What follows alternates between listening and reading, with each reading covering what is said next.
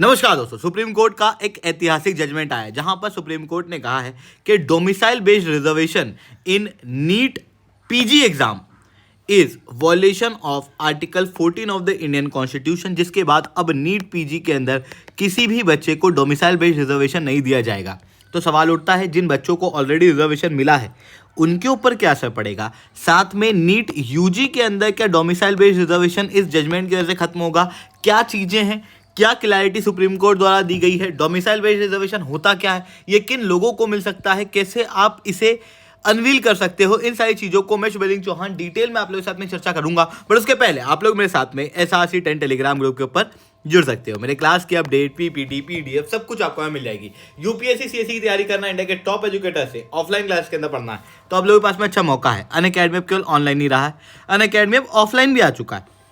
दिल्ली के करोल बाग, मुखर्जी नगर के अंदर, प्रयागराज की सिविल लाइन्स और बिहार के पटना के अंदर ऑलरेडी हमारे सेंटर्स खोले जा चुके हैं, जहां पर हमारे टीचर आप लोगों को ऑफलाइन क्लासेस के अंदर कंप्रहेंसिव UPSC CSE की तैयारी कराएंगे। अगर आप अनअकैडमी के ऊपर जुड़ना चाहते हो और आपके कोई और डाउट्स हैं तो आप इस नंबर पर डायरेक्ट कॉल करके अपने डाउट्स को क्लियर कर सकते हो। साथ ही में अगर आप UPSC CSE 2025 की प्रिलिमिनरी एग्जाम देने वाले हो तो आप लोगों ने इस चीज़ को ऑब्जर्व जरूर किया होगा कि कई बार क्या होता है कि सीरियस एस्पिरेंट 1 या 2 मार्क्स से रह जाते हैं, वहीं उन्हीं के रूममेट जो शायद उनसे थोड़ा कम पढ़ते थे वो फॉरेस्ट सर्विस के भी कट ऑफ को क्लियर कर लेते हैं। यानी कि दोनों बच्चों के बीच लगभग 20 से 25 मार्क्स का अंतर होता है, जबकि दोनों ही प्रकार के बच्चों ने सेम सब्जेक्ट्स पढ़े थे, सेम किताबें पढ़ी थी। तो फिर ये ह्यूज डिफरेंस क्यों है? इसके पीछे एक मेजर रीज़न है कि किस तरीके से पढ़ा गया था उस बच्चे के द्वारा जिसने 20 से 25 मार्क्स ज़्यादा स्कोर किए। एक्चुअल में जो ज़्यादा स्कोर करने वाले बच्चे हैं उनके अंदर पाया गया है कि वो बहुत अच्छे से मॉक टेस्ट देते हैं, प्रीवियस ईयर के क्वेश्चन लगा के जाते हैं, जिसकी वजह से एग्ज़ाम का एक अच्छा अंदाज़ा इन बच्चों को बैठ जाता है और रिस्क टेकिंग एप्टीट्यूड क्रिएट होता है। साथ में इनके कंटेंट में कुछ एक्स्ट्रा चीज़ें होती हैं, जैसे करंट अफेयर्स और NCERT का मटेरियल, साथ में इंडिया ईयर बुक भी ये लोग पढ़ के जाते हैं, जिसकी वजह से ज़्यादा मार्क्स ये स्कोर कर पाते हैं। अगर आप भी इन सब्जेक्ट्स को, इन टॉपिक्स को कवर करना चाहते हो तो नीचे डिस्क्रिप्शन के अंदर मैंने लिंक दी हुई है, वहाँ पर ये सारे डॉक्यूमेंट मैंने फ्री ऑफ कॉस्ट दिए हुए हैं, आप चाहो तो वहाँ से डाउनलोड कर सकते हो। चलिए दोस्तों, समझने का प्रयास करते हैं यहाँ पे क्या हुआ है। देखो, होता क्या है कि मेडिकल एग्ज़ाम के अंदर सबसे पहले अगर किसी बच्चे को कॉलेज लेना होता है तो उसको नीट की एग्ज़ाम देनी पड़ती है, और नीट के अंदर उसको मिलता है UG का एक कोर्स, MBBS हो सकता है, BDS हो सकता है, कुछ भी हो सकता है।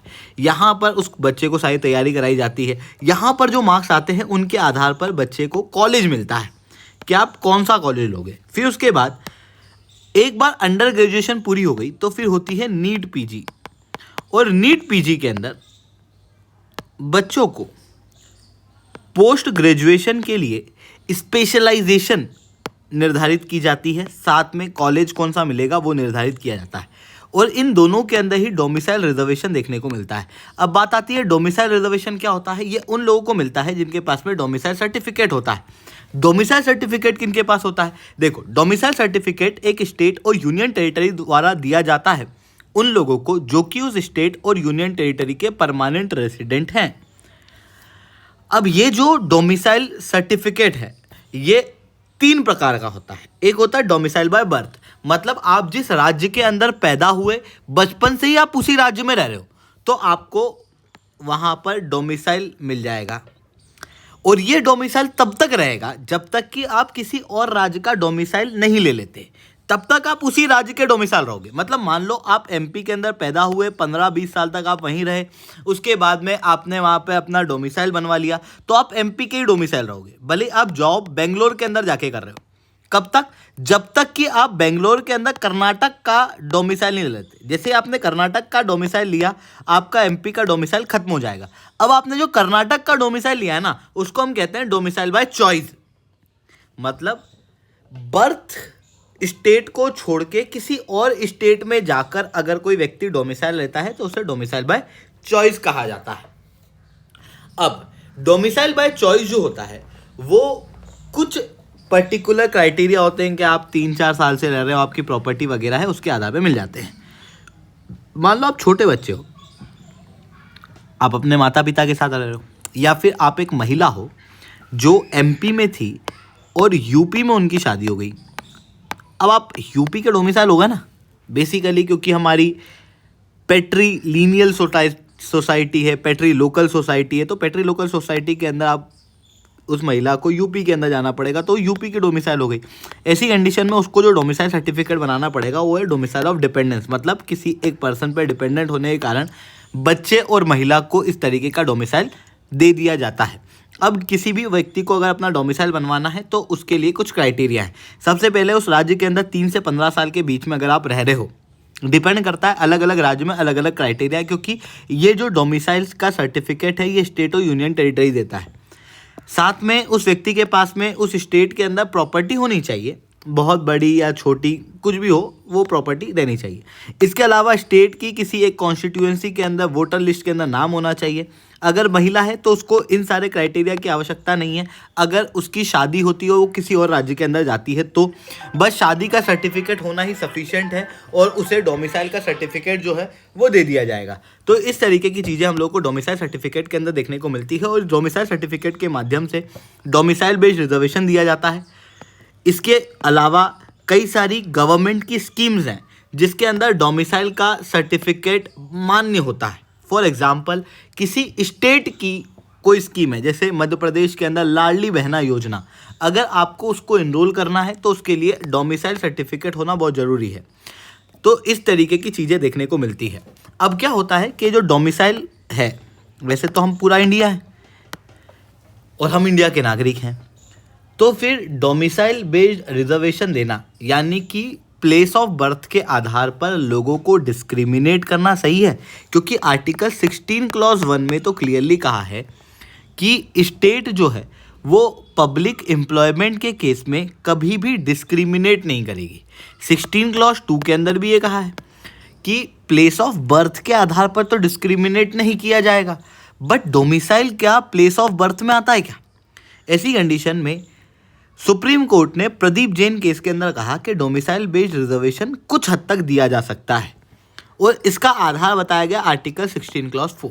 आर्टिकल 16 क्लॉज 4 ये कहता है कि नथिंग इन दिस आर्टिकल, यानी कि 16वां आर्टिकल जो कहता है कि पब्लिक एम्प्लॉयमेंट में स्टेट डिस्क्रिमिनेट नहीं कर सकती, उसके अंदर ये भी कहा गया है कि स्टेट को आप प्रिवेंट नहीं कर सकते ऐसे प्रोविजन बनाने के लिए जो कि बैकवर्ड क्लास को अपॉइंटमेंट या पोस्ट प्रोवाइड करे, और इसी आधार पर डोमिसाइल जो है वो दिया जाता है।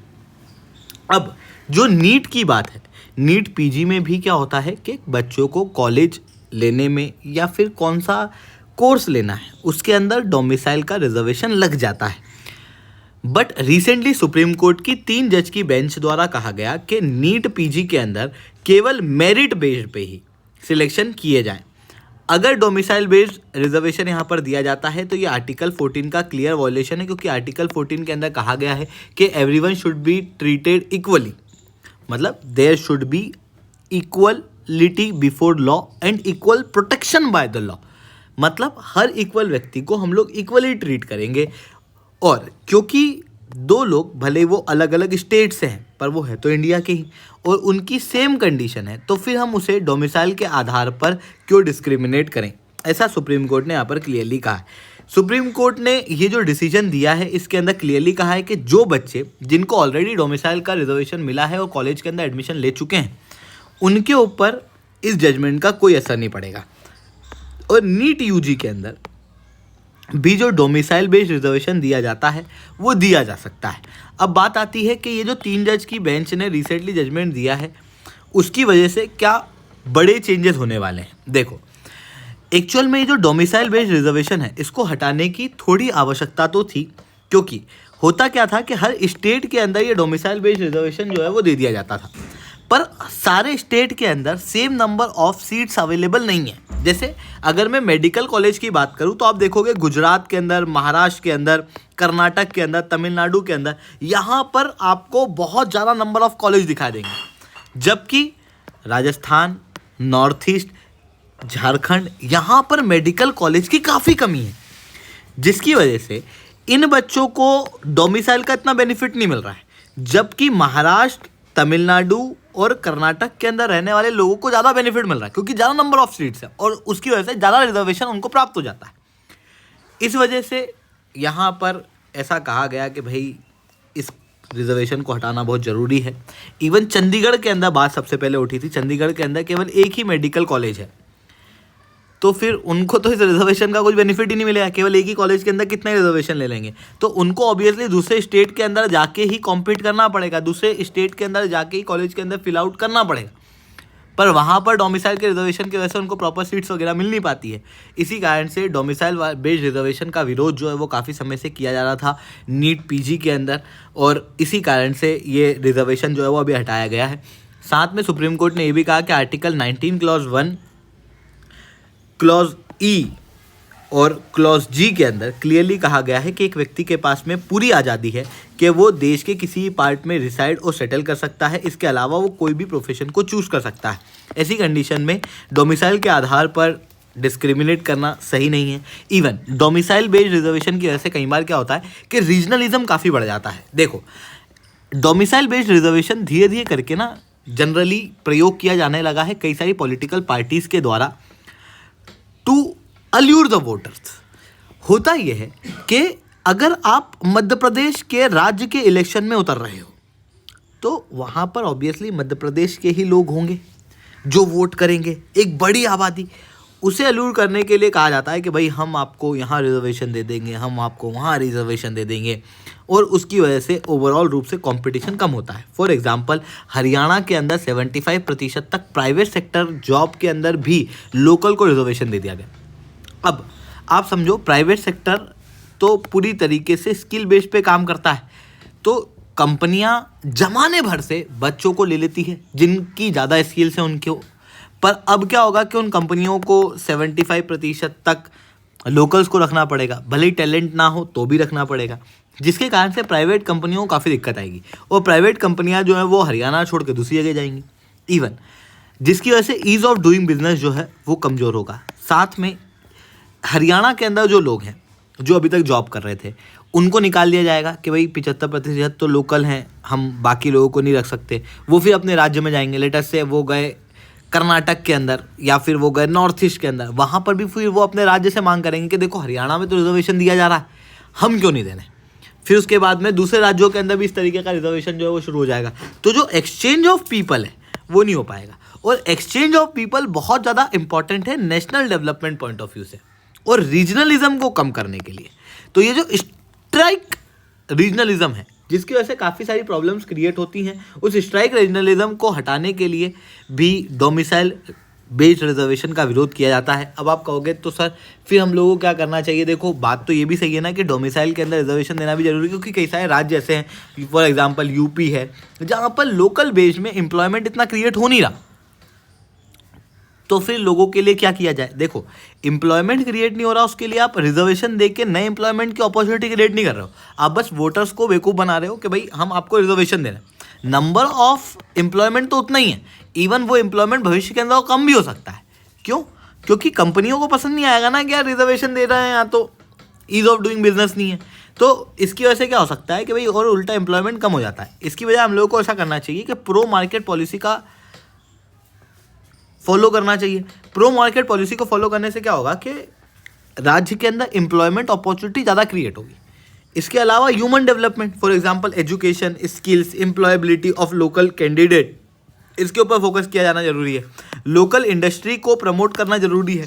साथ में स्टिमुलस पैकेज दो, जो लोकल लोग हैं उनको डायरेक्ट जॉब के अंदर रिजर्वेशन देने की बजाय उन्हें फाइनेंशियल सपोर्ट दो, उन्हें सोशल सपोर्ट प्रोवाइड किया जाए ताकि वो लोग अच्छा परफॉर्म कर पाएँ और उस परफॉर्मेंस के आधार पर वो अपनी ड्रीम जॉब या फिर ड्रीम पोजीशन जो है उसे अचीव कर पाएँ। ये एक ज़्यादा सस्टेनेबल तरीका है। आई होप ये सारी बातें आपको समझ में आई होंगी। लेक्चर अच्छा लगा हो तो लाइक करना, लेक्चर बहुत अच्छा लगा हो नीचे ऐसा स्टूडेंट कमेंट करना। यूपीएससी सीएससी की तैयारी करना है, इंडिया के टॉप एजुकेटर से ऑफलाइन क्लास के अंदर पढ़ना है, तो आप लोगों के पास में अच्छा मौका है। अनअकैडमी केवल ऑनलाइन ही रहा है, अनअकैडमी में ऑफलाइन भी आ चुका है। हमारे सेंटर्स ऑलरेडी दिल्ली के करोल बाग, मुखर्जी नगर के अंदर, प्रयागराज के सिविल लाइन्स और बिहार के पटना के अंदर खोले जा चुके हैं। अगर आप हमारे सेंटर्स पे जुड़ना चाहते हो बिल्कुल से जुड़ सकते हो। ठीक है दोस्तों, आज के इतना ही। That's all from my side. Jai Hind, जय भारत।